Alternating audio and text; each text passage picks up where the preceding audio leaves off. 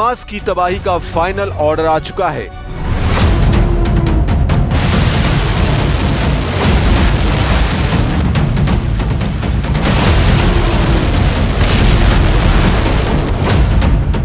Gaza पर पूरे कब्जे का ऐलान हो चुका है।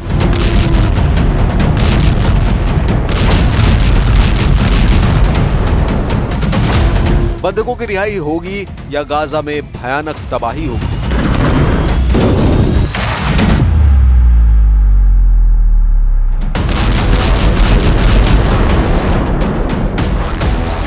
गाजा तहस नहस हो चुका है।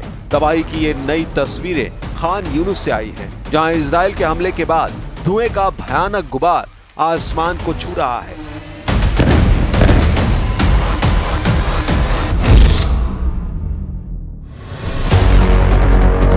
यहां हजारों इमारतें इसी तरह इजराइल के हमलों में जमींदोज हो चुकी हैं। दावा किया जाता है कि यहाँ सिर्फ 10% जमीन ऐसी बची है जहां इंसान सुरक्षा के लिहाज से अपना सिर छुपा सकता है।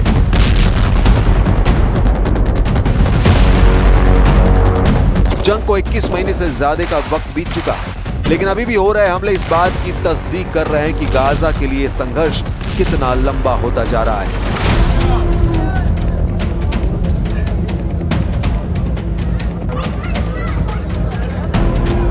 लेकिन इस लंबे युद्ध का अंत कब और कैसे होगा, इसका कोई जवाब न तो नेतन्याहू के पास है और न उनकी वॉर कैबिनेट के पास। इसी बिखरी हुई रणनीति से परेशान होकर इजराइल के chief of staff general Eyal Zamir ने अब मंत्रियों से सीधा सवाल पूछा है, बताइए हम क्या करना चाहते हैं। ये सवाल सिर्फ एक सामान्य सवाल नहीं है, ये उस बेचैनी का इजहार है जो गाजा में हो रहे धमाकों के बीच अब सेना के भीतर भी पनपने लगी है।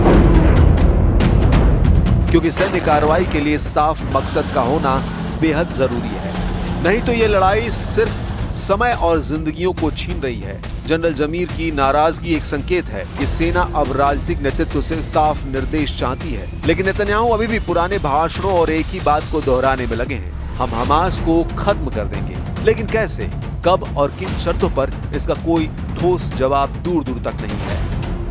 וההישגים האלה כמובן הם מאחורינו, אבל עדיין יש צורך להשלים את תבוסת האויב בעזה, לשחרר את כל חטופינו, להבטיח שעזה לא תהווה יותר איום על ישראל.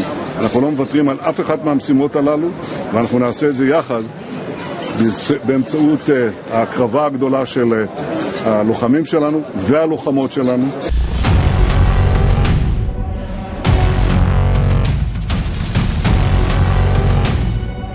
जब से हमास और इस्लामिक जिहाद ने 2 बंधकों के वीडियो जारी किए हैं, इजराइल की आत्मा कांप गई है। उन बंधकों की आंखों में डर, चेहरे पर भूख और आवाज में करुणा थी। वो कह रहे थे, हमें बचा लो। कुछ ही महीनों पहले हमास के कब्जे से आजाद हुए पूर्व बंधक तल शुहाम बताते हैं कि इन बंधकों को किन हालात में रखा गया है।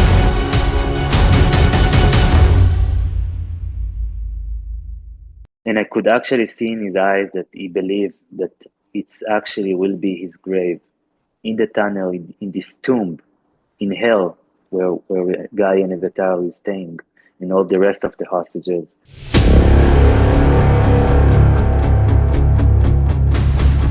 इस वीडियो ने पूरे इजराइल को हिला दिया। देश भर में प्रदर्शन हो रहे हैं। बंधकों के परिवार अब नेतन्याहू पर गुस्से में हैं। उनका कहना है, हमारे अपनों की जान बचाइए, चाहे उसके लिए सीज फायर ही क्यों न करना पड़े। लेकिन नेतन्याहू कह रहे हैं कि इन वीडियो ने उनके इरादे को और मजबूत किया है। मतलब हमास के खिलाफ लड़ाई और तेज होगी, फिर भीषण बमबारी होगी, फिर गाजा पर सीरियल स्ट्राइक होगी। लेकिन सवाल ये है कि इस इरादे की कीमत क्या है? अगर बंधक मर गए तो फिर क्या बचा?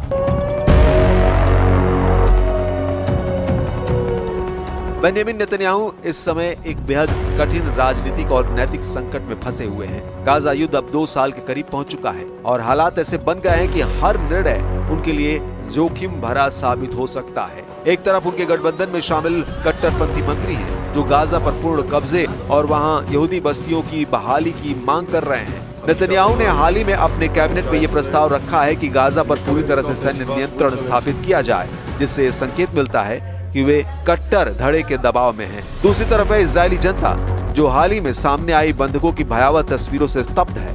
इन तस्वीरों में बंधक बेहद कमजोर और कुपोषित दिख रहे हैं, जिससे जनता का गुस्सा और चिंता दोनों बढ़े हैं। बंधकों के परिवारों और आम नागरिकों की मांग है कि सरकार युद्ध विराम की दिशा में कदम उठाए और बंधकों की सुरक्षित वापसी सुनिश्चित करे। तीसरा दबाव है अंतर्राष्ट्रीय समुदाय का, जो अब इस लंबे युद्ध से थक चुका है। संयुक्त राष्ट्र और कई देशों ने गाजा में भुखमरी और मानवीय संकट को लेकर इजराइल की आलोचना की है। रिपोर्ट के अनुसार गाजा में कुपोषण और भुखमरी से मरने वालों की संख्या लगातार बढ़ रही है। अमेरिका, यूरोपीय संघ और अन्य देशों ने नेतन्याहू से युद्ध विराम और मानवीय सहायता की अनुमति देने की अपील की है।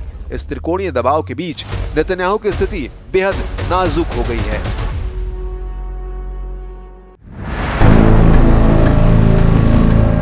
अगर वे कट्टरपंथियों की मांग मानते हैं तो अंतर्राष्ट्रीय आलोचना और घरेलू संतोष बढ़ेगा। अगर वे युद्ध विराम की ओर बढ़ते हैं तो गठबंधन टूट सकता है और उनकी सरकार गिर सकती है। अगर वे संतुलन साधने की कोशिश करते हैं तो दोनों पक्षों की नाराजगी झेलनी पड़ सकती है।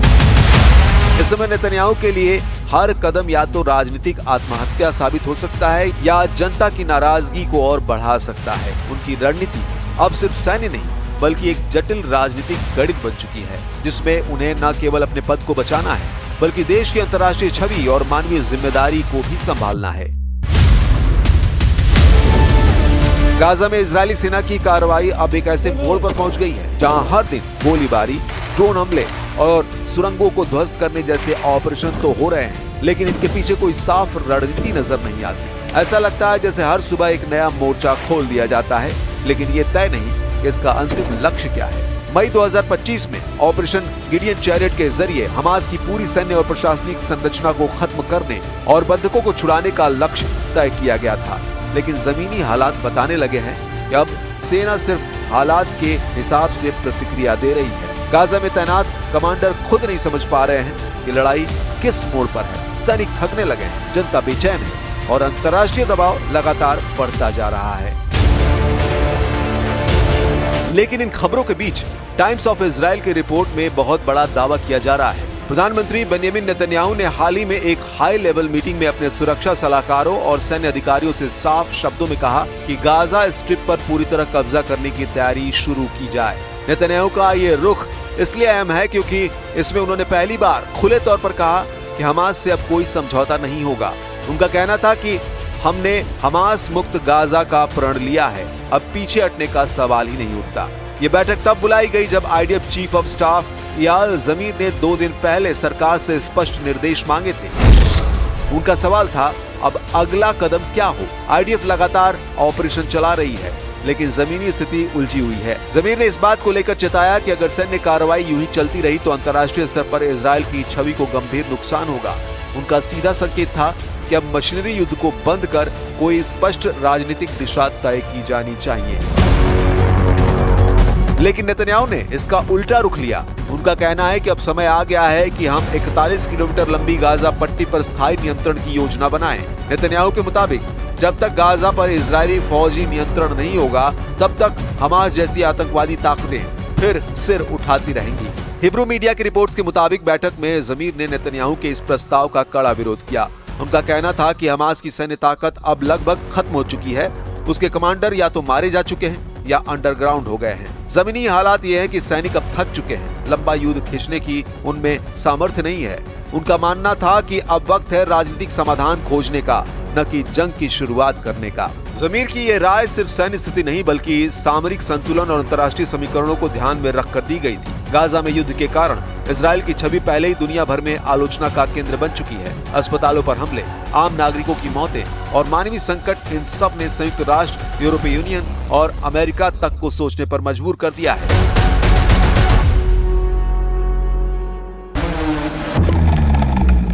एक तरफ नेतन्याहू है जो राजनीतिक दबाव और अपने वादे को निभाने के लिए एक आक्रामक सैन्य नीति को आगे बढ़ा रहे हैं। वहीं दूसरी ओर सेना का एक वर्ग है जो मानता है कि अब मिशन कंप्लीट की घोषणा कर आगे बढ़ना चाहिए। ये सिर्फ एक रणनीतिक सवाल नहीं है, ये उस नैतिक, सैन्य और राजनीतिक संकट का आईना है जिसमें इजराइल आज फंसा हुआ है। क्या नेतन्याहू गाजा पर कब्जे की जिद पूरी कर पाएंगे या सेना की थकावट और अंतर्राष्ट्रीय चेतावनियों के बीच उन्हें पीछे हटना पड़ेगा? फिलहाल ये टकराव इजराइल के भीतर एक बड़ी बहस की शुरुआत कर चुका है। वो भी ऐसे वक्त में जब इजराइल के धूर दक्षिणपंथी मंत्री इतमार बेन ग्वीर ने पूर्वी यरूशलेम में अल अक्सा मस्जिद में जाकर प्रार्थना की है, जिस पर दुनिया के बड़े हिस्से खासतौर से मुस्लिम देशों ने कड़ा ऐतराज जताया है। पाकिस्तान समेत कई देशों ने कहा कि ग्वीर ने अपनी हदों को पार किया है, उन्हें ऐसे कदम उठाने से। वहीं दूसरी ओर सेना का एक वर्ग है जो मानता है कि अब मिशन कंप्लीट की घोषणा कर आगे बढ़ना चाहिए। निंदा करते हुए कहा है कि ये पश्चिम एशिया के सबसे संवेदनशील स्थल की दशकों पुरानी व्यवस्था का उल्लंघन है। ग्वीर पहले भी अल अक्सा जाते रहे हैं और इसके लिए मुस्लिम मुल्क ही नहीं, पश्चिमी देशों की आलोचना का सामना भी उनको करना पड़ा है। סרטוני הזוועה של החמאס באים על רקע דבר אחד, הניסיון שלהם ליצור לחץ על מדינת ישראל. ואני אומר דווקא מכאן, מהר הבית, המקום בו הוכחנו שאפשר לעשות ריבונות ומשילות.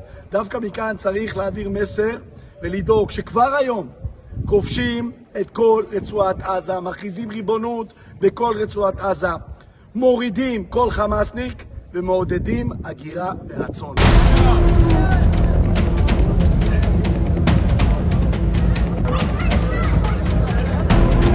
गाजा में अपना मलबा गिनने की फुर्सत है, न लाशें दफनाने की जगह। एक एक ईंट बोल रही है कि इस युद्ध में सिर्फ शहर नहीं, जमीर भी तबाह कर दिए गए। मिसाइलों की आवाज अब इजराइल में भी बेचैनी घोल रही है, क्योंकि सवाल सिर्फ एक है, आखिर हासिल क्या हो रहा है? जब दुश्मन की कमर टूट चुकी है, उसके ठिकाने ध्वस्त हो चुके हैं, तो फिर हर दिन नई बमबारी क्यों?